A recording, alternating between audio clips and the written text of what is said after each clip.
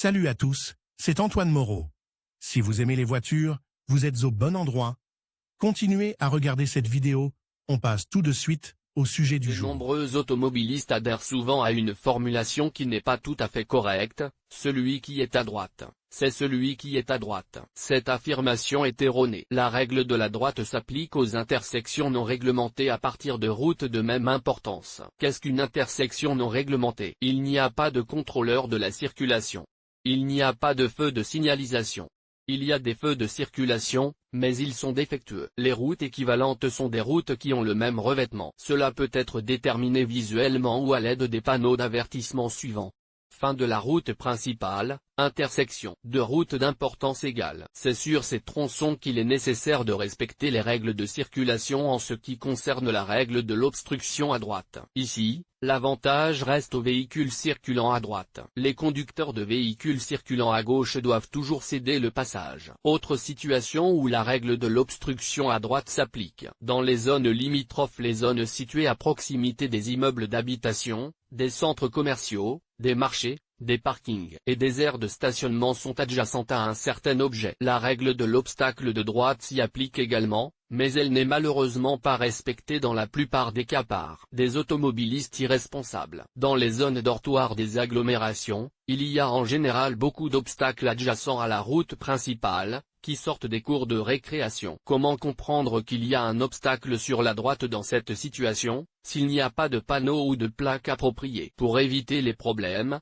essayez de ne pas dépasser la limite de vitesse et soyez prêt à céder le passage à tout le monde. Lors d'un changement de voie, un changement de voie peut être simultané, lorsque deux voitures tentent de se réaligner, l'une de la voie de droite à la voie de gauche, l'autre de la voie de gauche à la voie de droite.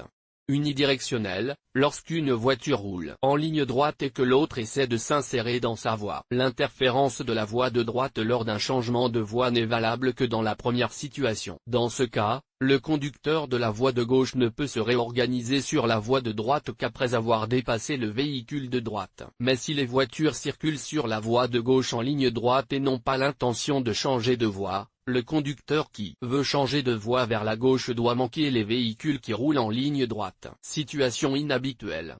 À une intersection avec des routes de même importance, qui n'est pas réglementée par des agents de la police de la circulation ou des feux de circulation, il peut arriver que les actions des conducteurs ne tombent pas sous le coup des règles de l'obstruction à droite ou de toute autre règle de circulation. Il se peut que 4 voitures s'approchent du carrefour en même temps et doivent le traverser sans changer de direction. Dans ce cas, chaque véhicule n'est pas prioritaire. Le malentendu doit être résolu par les conducteurs. Les automobilistes expérimentés laisseront toujours passer leurs collègues et ne commenceront à avancer qu'ensuite. La bonne nouvelle, c'est qu'une telle situation aux intersections est extrêmement rare. En sortant du quartier, un conducteur inattentif ou inexpérimenté peut décider que sa voiture est un obstacle pour tous ceux qui se trouvent à droite, et qu'il doit nécessairement céder le passage. C'est ainsi qu'une voiture peut être heurtée sur le côté. La sortie de la cour est toujours une route secondaire. Par conséquent, dans ce cas, il est préférable d'éviter tous les véhicules qui circulent sur la route principale. Il est bon que la règle du tourne à droite soit généralement respectée par les conducteurs. Mais sur la route, il faut toujours être attentif à la situation, aux signaux d'avertissement et aux signaux donnés par les autres conducteurs. Il peut toujours y avoir une situation inhabituelle. Assurez-vous donc que vous cédez vraiment le passage et continuez à conduire calmement.